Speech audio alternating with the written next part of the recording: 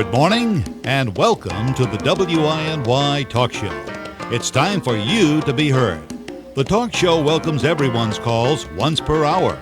Dial 928-1350 and tell Northeastern Connecticut your story.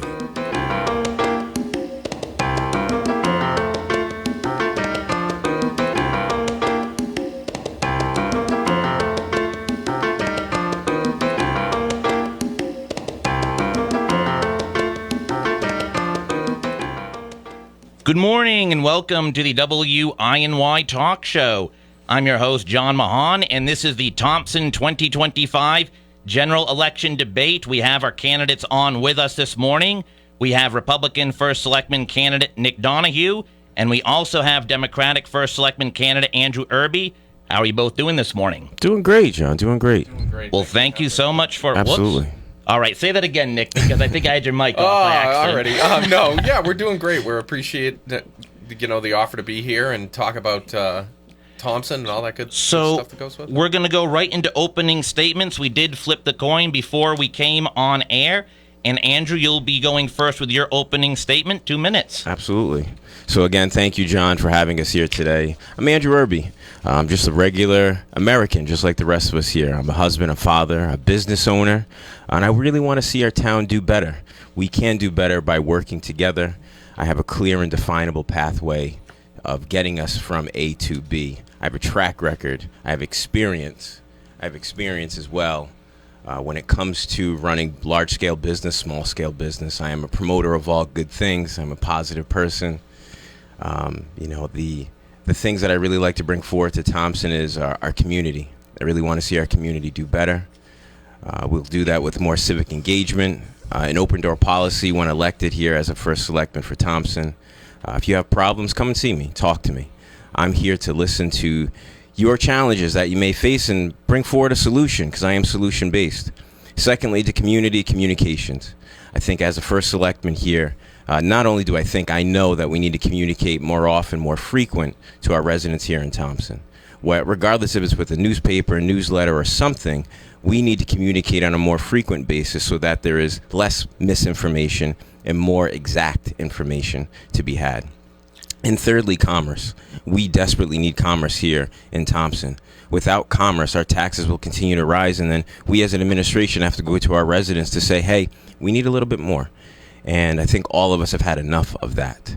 So again, I do have a clear and definable path when it comes to bringing in more commerce here to Thompson. Not only that, but I want to be the voice, very vocal, not only here in Thompson or in the Quiet Corner, but really in Hartford. So when we need additional dollars, some big dollars that even commerce can't help, I want to go to Hartford and talk to the Joe Courtneys, talk to our lieutenant governors, talk to the governor, and inform them like, hey, in the Quiet Corner, we're going to make some noise. So when it comes to November 4th, please think of me, Andrew Irby.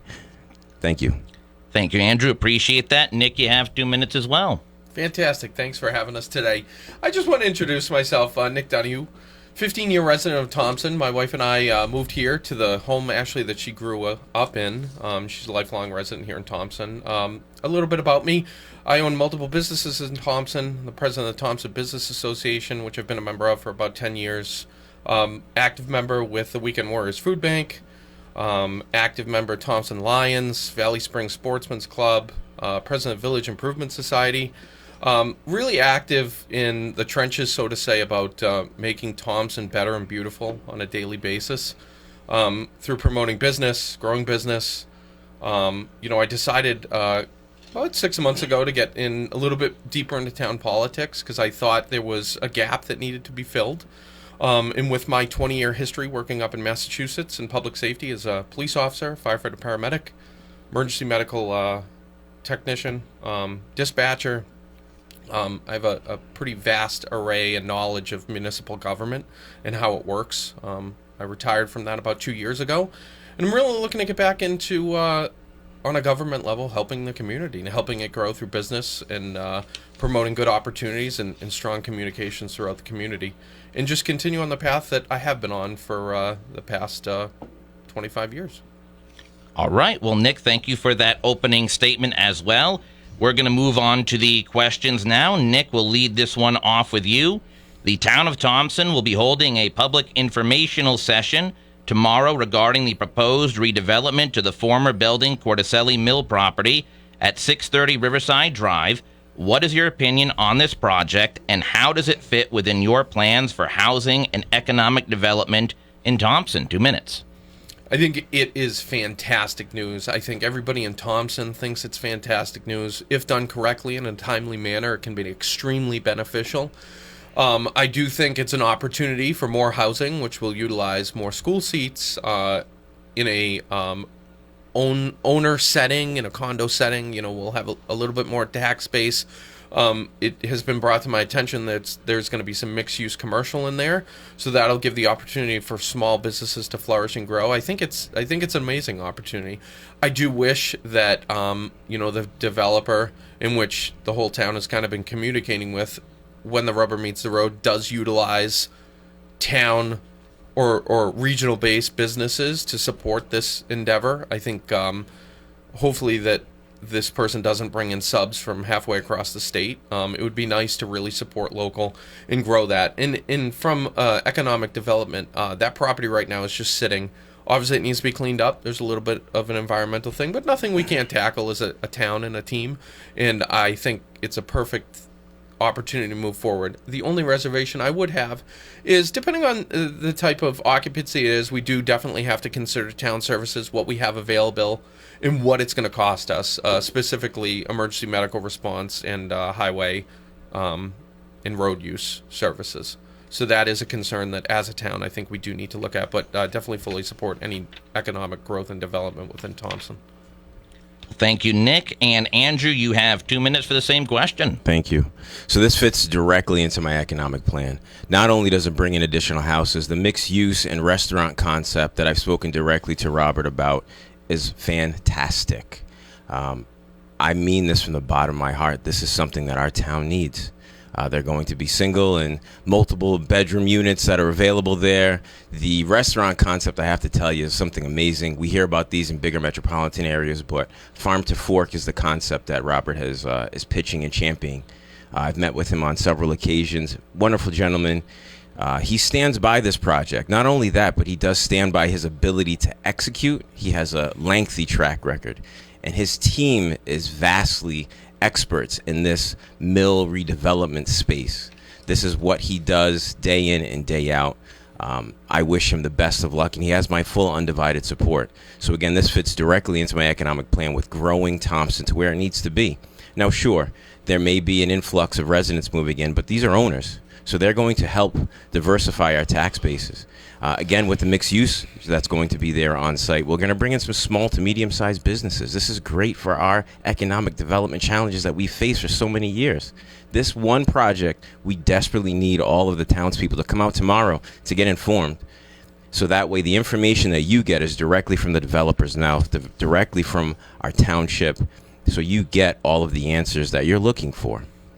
In addition to that, this project, along with others that I plan to bring forward as your first selectman, are going to help diversify our tax base, which we've heard from many different residents throughout the town. So when it comes to projects like this, they have my full and undivided support. And I hope to see more as things continue on for the future of Thompson. And Nick, you have another minute on this topic if you like. Just that all mills and all the redevelopment projects that we're on, I serve on the board for the Main Street Business Development Center, and that the partnerships that we're forming are fantastic with these developers, and I really, really, really wish and hope this all moves forward, and this can be Thompson's light at the end of the tunnel. All right, and also, Andrew, you have another minute as well if you'd like. Absolutely. Again, this is part of my commerce plan. Bringing in businesses like this, bringing in developments like this. This is what we're talking about when we're talking about commerce. I know in our first interview I had mentioned the Wickford stroll or retail stroll. Wouldn't it be great to have something like that here in Thompson? And for those listening here, for every dollar spent in your local community, 67 cents of that stays directly in your community. So let's do our part to bring in more business. Let's do our part and work together and collaborate and bring solutions forward when it comes to our tax base. This is what we need. So Thompson, please come out tomorrow and support this project. Next question, we're going to lead off with Andrew. The Putnam Board of Finance voted last night to approve $60,000 toward Putnam EMS to address the EMS deficit, as did the Thompson Board of Finance earlier this month. What is your opinion on the relationship between Putnam EMS and the town of Thompson, including the ambulance service, communication with town officials, and the long-term financial sustainability of the current agreement? 2 minutes. Thank you for that, John.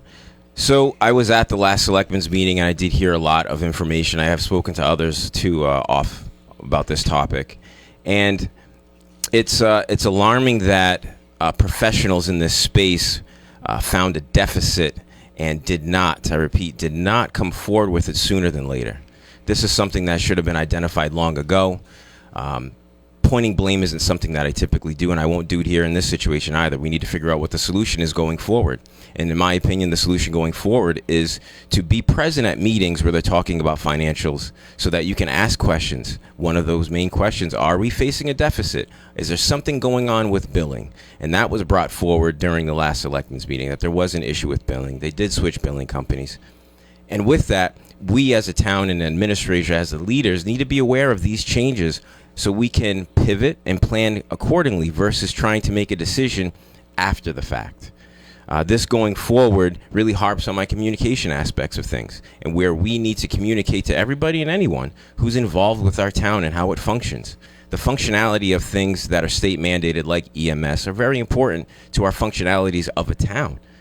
Not only that, but we need to be able to work together, one. Two, look at others when we have challenging times and not elevate our voice, not lead with insults, but lead with dignity, lead with honest and frank communications. So when we do face times like this, where our township, our residents are looking at us, why are we stroking a $60,000 check? Well, one, we need the services. Two, there was an issue, and hopefully going forward, we can be more preemptive to prevent these issues so that we're not hit blindsided with a $60,000 deficit. And Nick, you have 2 minutes as well. Awesome topic. And this topic is pretty near and dear to my heart, being a nationally and state registered paramedic for the better part of 20 plus years.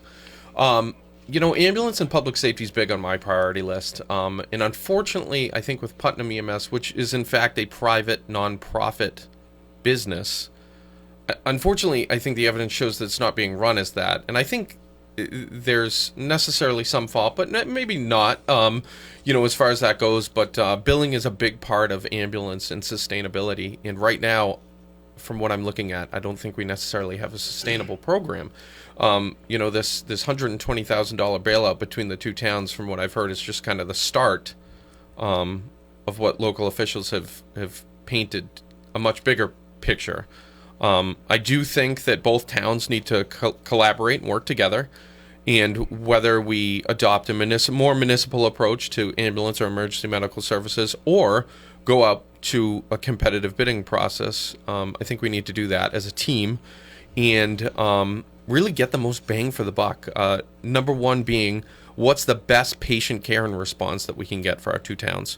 And then second, what can we afford? And what are we going to get for what we can afford? I think a competitive bid process might be that. I think we'd all like to see transparency within billing and changes and whatnot.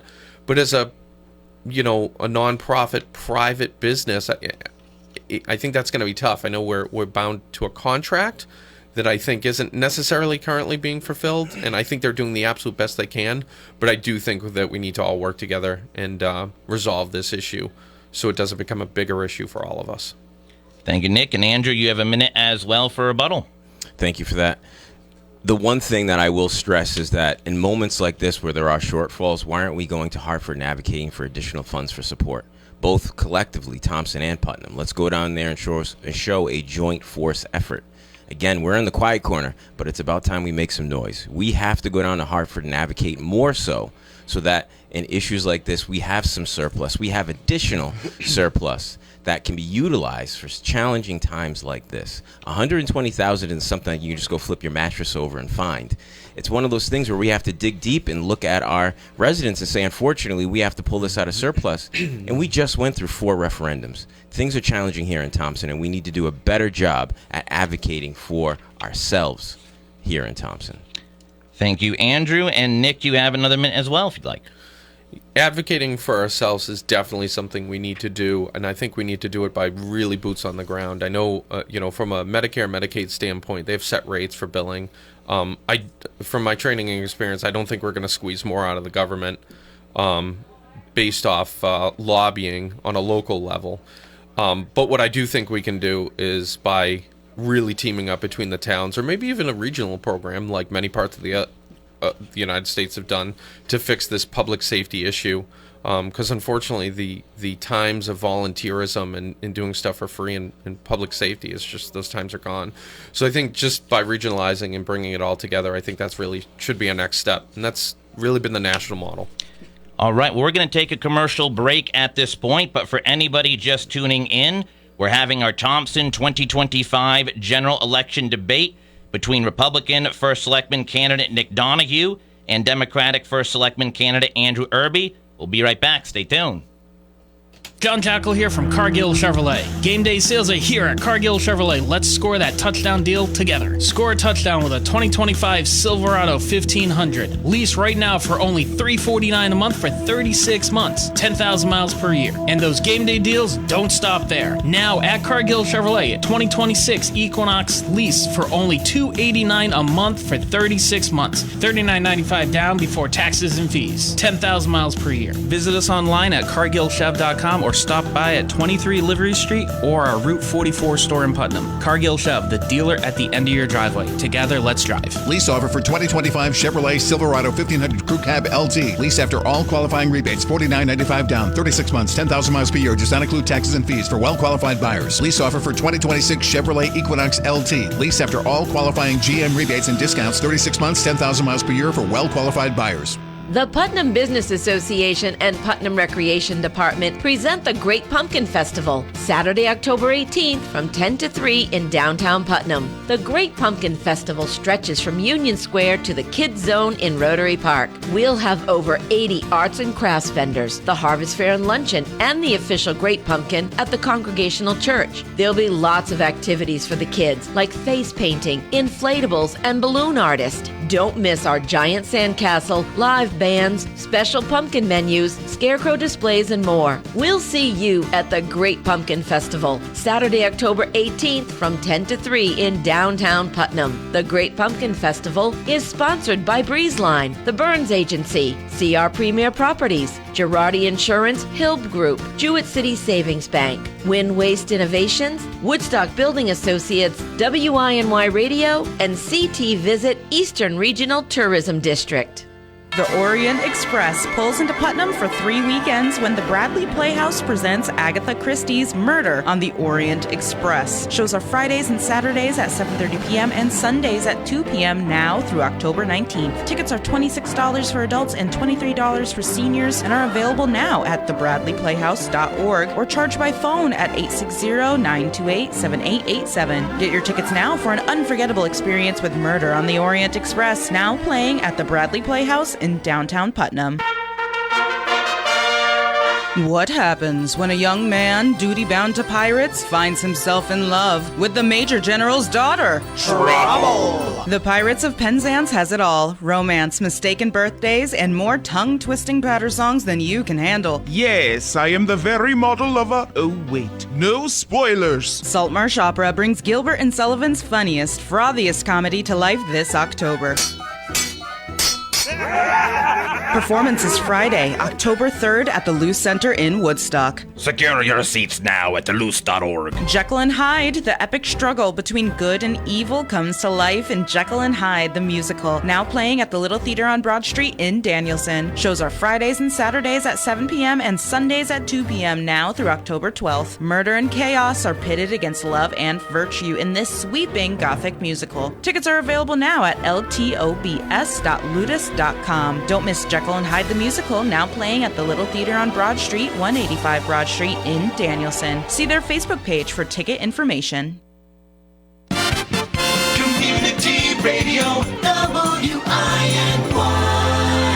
Good morning. Welcome back to the WINY Talk Show. I'm your host, John Mahan. This is the Thompson 2025 general election debate between Republican First Selectman candidate Nick Donahue and Democratic First Selectman candidate Andrew Irby. We're going to go on to our next question now. We're leading off with Nick on this one. It took 4 referendums to pass Thompson's budget for the current fiscal year, resulting in what the town leadership referred to as a budget crisis. What do you believe was the cause of this budget crisis, and what plans, if any, do you have to avoid another budget crisis if you're elected first selectman? 2 minutes. Great question. Budget crisis costs a lot of money to referendum 4 times. About $8,000, I believe, a referendum. Not to mention we delayed tax bills and all that lost interest on tax money. So, I bet you if you were to put those figures out, you're probably talking about $200,000 worth of lost revenue from interest and referendum things. So I think Thompson has really a marketing and a communication and education problem. I think that what we need to do as town officials moving forward is really not only educate and market what we're doing step by step, but listen on the return. I think there's been a lot of hard work done. I think our officials are working with sometimes the best they can, but unfortunately, I don't think we're marketing enough. I think people want to know where their money is going, want to know that they're getting, quite frankly, the most bang for the buck, and I don't think they are right now. So I think their response to that is quite frankly pushback. Me being one of them. I know we all need to properly fund our schools, our highway department, our public safety to pave roads and maintain roads. But we need to do that through education and uplifting and really forming better community ties and bonds through communication. And I think that would be my focus. I'm not here to say that taxes will go down or go up, but what I am saying is that you will be properly educated, communicated, and we will listen to your opinion. And it does matter. All right. Thank you, Nick. Andrew, you have 2 minutes as well. Thanks, John. So yes, to Nick's point, I run my own marketing business. So what would we do differently, or how would things change going forward? Our residents would be educated, not only educated, but informed on a weekly basis regarding any budget challenges we see coming.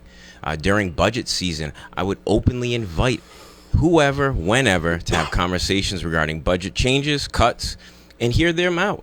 At any of the meet and greets that we've had, we spoke candidly to residents regarding the budget and what we would do going forward. And again, that comes back to communication.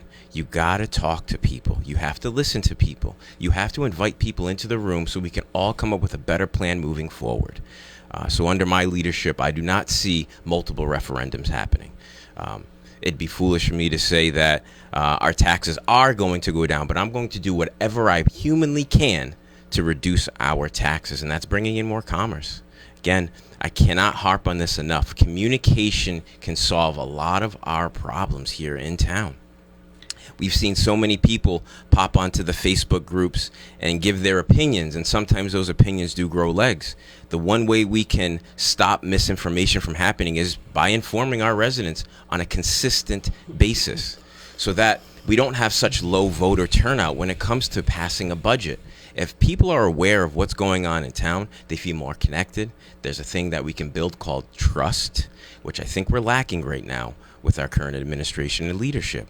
So as a leader here, as I sit before you, I plan to do a heck of a lot more than just send out emails or put up a Facebook post. No, I want to be visible, accessible, and communicate and welcome collaboration so we come up with the best absolute solution possible so our town can see a brighter future. Thank you, Andrew. Nick, you have an opportunity for a minute rebuttal. I think strong community connection is really to the concrete foundation of what we need to do in Thompson. I think people are sick of being not heard and listened to, and I think we do need to build that trust in those relationships through communication, through regular communication, and that is my rebuttal. And Andrew, you also have the opportunity for another minute if you like. So yeah, starting here and now, regardless of what happens on November 4th, I think both Nick and I can say this and agree that we'll work together, regardless of who's first, second, or third. If one of us happen not to make it into office, I see both of us still keeping each other in the loop on things because we both have our place here in the community. we both want to see this community go forward. So right now in here, while some people are aligned and they might say, well, Democrat this, Republican that, let's put that to the side. Let's look at us as individuals here. As two men, residents here in town, we both have your best interests at hand. And so when it comes to collaborating, I think both of us, not only do I think, I know both of us will be the shepherds of collaboration and harping on that communication aspect to make sure that all residents can access the information and have the information so they can form their own opinions directly from the town. All right, next question. We're going to lead off with Andrew on this one. The Thompson Board of Selectmen voted last month to increase the transfer station fees, in some cases doubling and tripling the prices for certain permits. Do you believe these increases were necessary? And what is your vision for the long-term financial feasibility and affordability of the Thompson transfer station and waste disposal in town? 2 minutes. When it comes to the transfer station, it's a very integral part of how we operate as a community. We've heard from many residents who have some good ideas, some bad ideas when it comes to the transfer station. The one thing I think all of us can agree on is the fees that are been presented and approved on are considerably high. And where the ball was dropped, I do not know. But there should have been incremental increases over a longer period of time so we wouldn't get such sticker shock from seeing the new increases that are here. It's a very hard thing to swallow, but I will say it is cheaper than curbside. So that is one thing that we have going in our favor. I think one of the first things I would do as your selectman is I would look at these fees and to see where we can either make reductions or find out creative ways so we can reduce the fees. I know there are many seniors here on fixed income. Well, how do they adjust for these increases? I mean, frankly, how do they adjust for the increases in life that we all face? So when it comes to the transfer station, some of transfer stations across the country are profit centers. So could Thompson's be a profit center? I don't know. It would take some very creative ideas to turn our current transfer station into a profit center. But I do think having such high rates, especially for those seniors who are on fixed income, is a little aggressive. It's one of those things that we really need to look at collectively as a community and ask one another, is it worth the increase? Are these increases worth what we have at the transfer station? Are we seeing things change at the transfer station? Are we accepting more? Are we welcoming more? Are we doing our part to run this transfer station as effectively as we can? So there's some other ideas that I do have that I'd like to bring forward as well. But again, it comes back to communications. As your first selectman, I felt very disingenuous when we all got the notification on a Friday at 3 p.m. regarding the changes in the transfer station because of the budget. We need to do a better job at communicating those changes so our residents are aware of it well in advance. And Nick, you have 2 minutes as well. Thank you. I just want to start off by saying thank you to our highway department members for the hard work that they do, given the situation that they've been put in. I think the dump is a unique one. I think the dump can be extremely profitable. Currently, we have one place that we bring dumpsters. Our tipping fees are set. I think competitive bid and going out to see where our best bang for the buck would be a fantastically awesome first place to start. Unfortunately, recycling's down right now. A lot of that is a break even. We do make a little bit of money on metal. Also, that we could kind of explore to see where we could get the most bang for the buck. But I think our biggest untouched resource that we have now is our green waste plan. Right now, all of our leaves, our sticks, our everything are kind of just piled and pushed off to the side. A very new concept in waste removal is green waste remanufacturing for compost, something that I do in private business. Extremely profitable if we can reuse and rededicate all of that green waste and repurpose it and then sell off that bulk material at a wholesale rate for compost used in fertilization for lawn care, agriculture, stuff like that. Super new hot topic. So I think that's something that we can approach upon. I do think, unfortunately, that we did raise fees. There was no secret that that dump was running at about 50% in the red year after year, just because we weren't keeping up with rising costs of tipping fees and removal. I do think that more time needs to be put in to see what the the absolute operating cost of that, from payroll, tipping fees, maintenance, and recurring maintenance, and make set fees. I think seniors need to be given the opportunity to have a subsidized system where we know that they've been paying into our system for years, and hopefully we can adjust their rates to reflect that to a discounted rate. But I think we just need to do a little more homework and dial that in. Andrew, you have the opportunity for a minute rebuttal if you'd like. Absolutely. So when it comes to running businesses efficiently, I have a proven track record of doing that. There are companies that source me to look at their books, to look at the efficiencies or inefficiencies of their business. And we pick out great solutions to help things moving forward, and I plan to do that with the transfer station. One thing that we do need to look at is negotiating better rates. You know, if we could go and use a different source for recycling or taking some of other perishables, what can we do better? Picking up the phone, asking for better rates, all it takes is a simple phone call. Again, this goes right back to the communication piece. So if we could put somebody in charge of that one aspect, point out the different resources and avenues that we can negotiate different rates, put them in front of me, put them in the room with me. Let's negotiate these things so our town can get better advantages. We can run our transfer station more effectively and efficiently. And Nick, you have a minute as well. I think to speak to that point, I think good partnerships, even partial private business partnerships with trash and trash hauling. I think this could definitely be a profitable endeavor if managed correctly and really looked at our base level of what operating cost is, which I don't think has been done yet. And that's something that I would definitely do in the future when elected as first selectman to make it more affordable for the everyday person like me. All right, and we're going to move on to the next question now. This one we're going to lead off with Nick. Significant cuts to road paving were made to the current fiscal year's budget.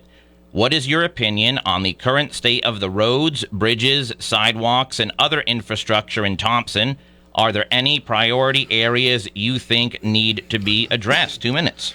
I think that's an amazing question. As president of the Thompson Business Association, this has been something that, we'll say, a soapbox that I've stood on for many years, in that we all want lower taxes in Thompson. Now, we don't want Thompson to be a Disneyland. We don't need a million Walmarts, and we still want to keep that quiet corner charm. But we do need more supportive business in Thompson. Now, through that, everybody wants business in Thompson, but in order to grow business in Thompson, we need supportive services in Thompson, such as adequate road plowing, adequate ice management, adequate roads for commerce, three-phase power, gas, water, sewer. I think one of the many projects that we could do to increase is regionalize services like electrical, like water, like fire districts, like sewer districts between Putnam and Thompson. I think a lot of that bang for the buck would be in collaboration. But to speak to the current state of our infrastructure, there is no secret that we need to have the conversation of reinvesting in Thompson, in reinvesting in our critical infrastructure to then grow business. I think a lot of businesses, from what I hear, are hesitant in growing because they don't have a huge employee base. Hiring is my number one concern. And then infrastructure is a second. You know, if businesses are going to come to Thompson, they need a school system that's going to support their employees. They're going to need roads and services to support their trucking and getting people to the job. And I think that's something that we need to have a serious conversation about reinvesting in the infrastructure in Thompson and giving our highway department the resources that they need to make Thompson great. And Andrew, you have 2 minutes as well. Yes, sir. So in my conversations regarding the roads here, I do hear of some incoming discomfort. Route 200, the bridge over 395, that does need to get looked at, and if not replaced, I believe that's actually scheduled to be replaced when either of us take office. It is a scary thing because that is a main thoroughfare for our town here. So when it comes to the infrastructures, we need to be sure that we're all on the same page and that there's a definable plan going forward so that when we run into closures of bridges, that we can alert our residents to say, okay, on these particular dates, we're going to have to find alternate routes. Now, sure, some of our quieter areas might see increased traffic, and I would be the first to apologize for something like that. But again, with clearing and direct and consistent communication, people will be made aware of these changes and challenges that we see well in advance. So again, there's no sticker shock. There's no ouch from ripping off that Band-Aid. these are the things that we need to continuously work together on and collaborate together. When we bring in more commerce, of course, we're going to have to really take a strong look at our roads and infrastructures. That's one of the most attractive things here to Thompson, is that we're going to be increasing and working on our municipal services. One of those being the roads here, because how else can we attract a new business without the infrastructures to support these businesses? We desperately need these changes here in Thompson. So with my economic plan, that's all part of it. It's all part of bringing these businesses to areas in town where there's currently municipal services, and those services can be accessed by these new businesses that we're seeking. But regarding our roads here, I was made aware that we did make significant cuts even to our salting budget, too, during the budget season. So while I understand all of us want lower taxes, we need to be very mindful of the things that we cut, because we desperately need our roadways to operate at a way that we can get from A to B without inconvenience. And when there is inconvenience, it needs to be communicated to us on a regular basis, so we're aware of that. And Andrew, thank you for that response. Nick, you have the opportunity for a minute rebuttal. Just going to hit home that we need the proper groundwork to grow in Thompson, and it really starts with critical infrastructure. A 2-year, a 5-year, a 10-year plan of how we're going to do it is what is needed, in really execution on that, not just conversation. That's something that I want to bring to the table. Thank you, Nick. And Andrew, you also have a minute if you like. Yes, and to Nick's point, when it comes to executions, there isn't anybody who executes better than myself. I've done it in every single business that I've been a part of. So when there's a plan, we get to working on day one. That's why even today, as a regular resident here in Thompson, sure, I am your candidate-elect, but I've already met with some very important people. Congressman Joe Courtney. I've met and been at many events with May Flexer. I actually met with Melinda, the superintendent of schools. So I'm putting already the groundwork in necessary. So on day one, we can execute this game plan and to make sure that the future of Thompson is as bright as it can be. All right, we're going to move on to the next question now, leading off with Andrew. What is your opinion on the firefighting services in the town of Thompson, including the current system of having 5 fire departments that receive town funding? Are there any possible changes or consolidations you might consider exploring? 2 minutes. So I've talked to many folks regarding the consolidation and or their opinions of the current 5 fire departments that we have throughout Thompson. Fire departments are critical. It's one of those services that you don't need until you absolutely need it. So to consolidate, what would be the impacts for us as residents here in town? The impact could be longer wait times. And we know those are critical in survival, in saving your assets, saving your loved ones. So I'm not a proponent of consolidation. I am a proponent of efficiencies. So how can we make our current system work better? We'd have to look and work together. This is why I'm a big champion. I am a vocalist on collaborative efforts and coming up with better solutions. It's one thing that I've campaigned on since July. I have not taken my foot off the gas with this campaign. So when it comes to communicating, I'm doing that on a daily basis, multiple times per day. So I'm here to listen to the opinions. I want to sit down with the fire chiefs. I want to understand, are we moving towards this new collaborative fire districts? I have heard of that, but we have yet to see anything come up in some of these selectmen's meetings. So I'm curious to see where they stand on this. Are they going to put together this board and raise monies together, or are they going to operate independently? These are a lot of things that we need to consider and be mindful of when it comes to consolidations. I don't want to see anybody lose an opportunity to fulfill their career dreams, and if that's to be a firefighter, then so have it. I want to make sure those opportunities there. So consolidation isn't something that's high on my priority list, but it is something to consider. And when it comes to considering these things, we need to be out there vocal and communicate and welcome everybody to the chat. Pull up a chair. Let's have a conversation about our fire districts and the current 5 fire departments. What are your needs? What are your pros and cons? How can I help you run things better? Thank you, Andrew. Nick, you have 2 minutes as well. I want to say that the heart of a volunteer is that of a warrior that, I really, hats off to the people who volunteer in our town in Thompson. 5 separate departments, 5 separate chiefs. I will say nothing really hits closer to home to me more than public safety. Being a firefighter paramedic career up in Massachusetts for better part of 20 years. I think what we need to do in Thompson is that of what the rest of the United States is doing, is that of a unified command structure, but almost to the structure of having your cake and eating it too. And when I say that is that I don't think we need to close down firehouses in Thompson. I think given our geographic area, each one has their unique company pride and reason, what they do in Thompson, and I want to keep that. I think that's very important to our volunteerism here in Thompson. But I do think what we need to do is get all on the same page. Now, what that means is looking at it from a national level of resources per what we have. So water tankers in certain districts where we don't have hydrants, because really our only hydrant district is in Grosendale. So our outlying areas, water's a big problem. We've had multiple fire fatalities over the last decade in Thompson. And I think we can be better at public education, working smoke alarms, stuff like that. That's something that I worked in the state and federal level, writing curriculum and education for nationally, which was a 20 to 30 year study that brought down fire deaths dramatically.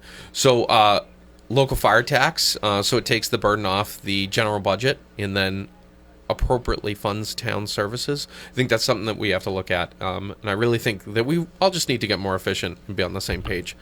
And that is really what we need to bring to public safety in Thompson. And that is our biggest insurance policy. That is something that if businesses are going to come to Thompson, they need that to grow. Thank you, Nick. Andrew, you have another minute as well.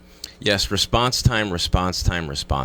Having the third largest town here in Connecticut, we need these 5 fire departments to operate efficiently so that response times can get sooner or response times can get less and less, so that when there is an emergency, you can count on these individuals who volunteer their time, take time out of their day to make sure that me, you, we are all set. So when it comes to consolidation, no, that's something that we need to keep on the lower part of the priority list. But we really need to look at things so we can make sure that our fire departments are working as efficiently and effectively as they can. Again, with adequate support, I believe anybody can do an amazing job at doing things better. And that's what I plan to do as your first selectman, is show support, show camaraderie, show those collaborative efforts so that when there is a problem, we can run forward with a solution and say, team, this is how we plan to execute, and let's execute. And Nick, you have another minute as well. I think day one, or even before day one, I've met with probably 4 out of the 5 fire departments already. In a lot of the same comments echo. We need to make sure we have resources properly staged. We need to make sure that our volunteers are cross-trained, not only to different apparatus within their station, but the ability to respond to other stations given regional emergencies. If you have a brush fire call, it's sad that some of our residents live in Quinnebog, but they're on the East Thompson Fire Department, and they drive all the way to East Thompson to come back to Quinnebog for a fire emergency. There's a lot of that conversation that needs to be had. Really proper training, proper resources, proper apparatus, and knowing that we've picked and staged apparatus where it needs to be. There's no secret. Apparatus is anywhere from $800,000 to $3 million, depending on what the fire truck is, tower truck, tanker truck, stuff like that. We really need to look at that and be more efficient. All right, next question. We're going to lead off with Nick. What is your opinion on how the town of Thompson currently combines the general government and school district budgets into one question when the public votes at referendum? Do you like this combined question, or would you consider a move toward dividing the budget proposal into multiple questions, as had been done in the past 2 minutes? Double-edged sword. I think that is a conversation that needs to be had. I know that for efficiency and for, lack of funds, we joined them together to save money. That was really the original thought of that. Everyone knows that multiple referendums cost money, and a lot of money. So those were originally brought together for efficiency. But I do know that from a public standpoint, I think a lot of people are okay with town spending, but maybe not necessarily okay with school funding. Right now, I think we cut about $960,000 from our budget now. We're at the state mandate minimum for our schools. Our schools are eventually going to have to looked at and be invested in and supported. Again, growing business, you need schools to support businesses. You need schools to support families. I am not a proponent of closing the schools. I am a proponent of looking at regionalization through cooperative efforts through Putnam, Woodstock, Thompson. And I think doing that would make it more efficient. But from the budget standpoint, I think we need to put it up to our taxpayers and start listening to what our taxpayers want and respecting what our taxpayers want. If it makes it easier, we'll put them into two separate. But right now, I think we're getting the most bang for our buck being in a single space. But ultimately, we're here to serve our taxpayers. We're here to serve our residents. We're here to serve our base. And I think that's really who we need to be listening to. Thank you, Nick. Andrew, you have 2 minutes as well. So this question has come up in many of the meet and greets that we've hosted, and I've entertained both ways. So to put an additional question on the ballot, I'm not sure is a cost thing. I think it's just been a decision that has been done for the last couple of terms here. I'm open to either way, but when it comes to this budget, it would be great to know some insights from our residents, whether they approve the town or disapprove of the school. One thing I will say about the school, we are outperforming our neighbors. We have outperformed Killingly, Plainfield, and Putnam. When it comes to chronic absenteeism, we beat Woodstock Academy. So these things, now that are out there for the public to know, should restore faith that our school system is heading in the right direction. Again, Melinda Smith is doing a wonderful job here, leading the effort and changing things and changing the trajectory of our school.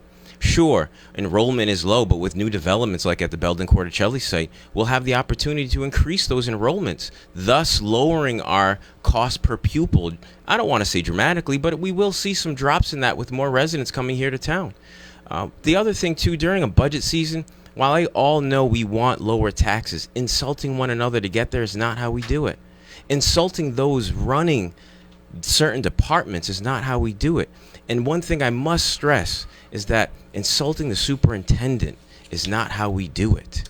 We can't get forward by insulting each other. By pointing fingers is not how we move forward. As a leader, accountability and responsibility are the two biggest things that I will champion. One, when you take accountability for your actions, it builds trust. And two, when you're responsible, you show that you're responsible for your job that you were voted to do. So if you want to see it in two separate questions, town versus school, sure, we can entertain that. But either way, I want to hear from our residents and regarding Nick, our you budget. have a minute now for a rebuttal. I think to extrapolate on that is resident opinion should be number one priority. Moving forward through togetherness and community should be our number two priority. Schools are important in town. Education, pupils are extremely important in town. You know, I have 3 children in town. I know Andrew has children in town. Their education, I know my own children, is number one priority. And we really need to uplift our teachers, our support staff, to give back. Because when you have happy employees, you have happy outcomes. And we need to show support here in town. We need to properly fund. We need to give them the resources that they so desperately need in a smart, fiscal, responsible way. Thank you, Nick. And Andrew, you also have another minute if you'd like. Hey, Hartford, I hope you're listening because I'm coming. When we need additional funds for our school budget, you know that's where I'm going. Instead of coming to our residents here in Thompson, I'm going to Hartford to say, hey, we're running into issues. We need help. And this is going to be well in advance. Again, when we communicate to one another, we know what's going to be coming forward. So when it comes to supporting our budgets, especially our school, I am the advocate to support just that system. I want to see the future of our town be as bright as it possibly can be, and we can only do that by supporting our school. It is the beacon of our future. These are where the kids wake up, and some may not like school. I was one of them, but having someone like Melinda Smith at the helm, she's done some amazing things, especially with the pathways that we have now. Seniors are graduating and being hired by EB at $30 an hour. I can't think of a job when I graduated high school that was paying me $30 an hour. So hats off to you, Melinda. Thank you. Thank you, Andrew. And now, due to time constraints, we have one last question, but we're just going to do 1.5 minutes per candidate. So our final question, we're going to lead off with Andrew. During Thompson's budget crisis, some members of the public brought up the possibility of utilizing NECOG for animal control services as a regional cost-saving measure over the local animal control services. What is your opinion on this idea? Minute and a half. I'd rather hire within. I want to see our residents have the opportunity to be an animal control officer, and maybe they spread their wings elsewhere. But regardless, we should hire within. We have to look at our own community base to say who would be the best for this. So when it comes to things like that, I want to look at our residents and really consider their opinion.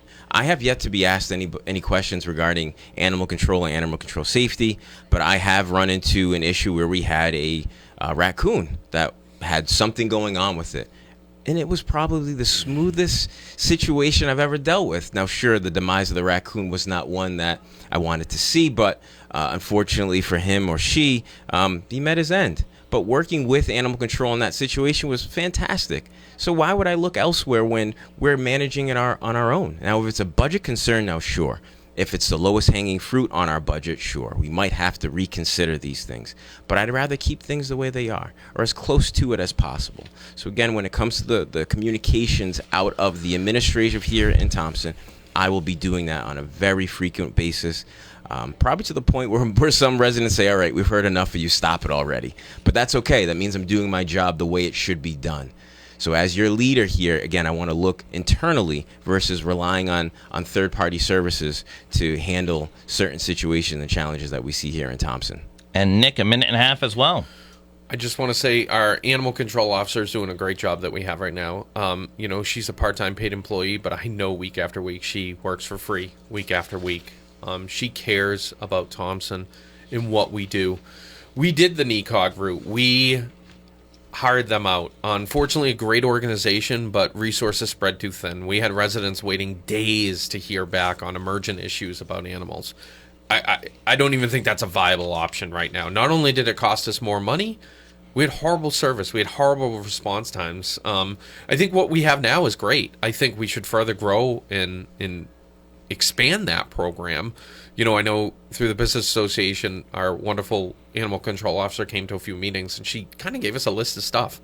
And we were able to put her in contact with local businesses on a volunteer basis to get her drains snaked and cleaned and cameraed to make sure they were working correctly, because none of the drains at the facility next to the transfer station were working.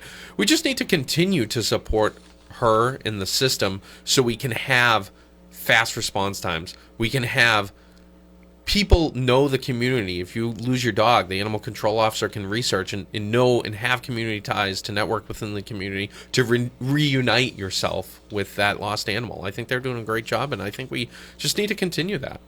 Thank you, Nick, and thank you, everybody, for tuning in for the Thompson 2025 general election debate. Republican First Selectman candidate Nick Donahue and Democratic First Selectman candidate Andrew Irby. Thank you both for coming on. Appreciate it. Thanks for having us. Stay tuned to WINY 1350 AM as well as 97.1 FM. And right after the news, we'll have an open forum. Stay tuned. 1350 AM, WINY Putnam, and 97.1 FM, W246DN Putnam on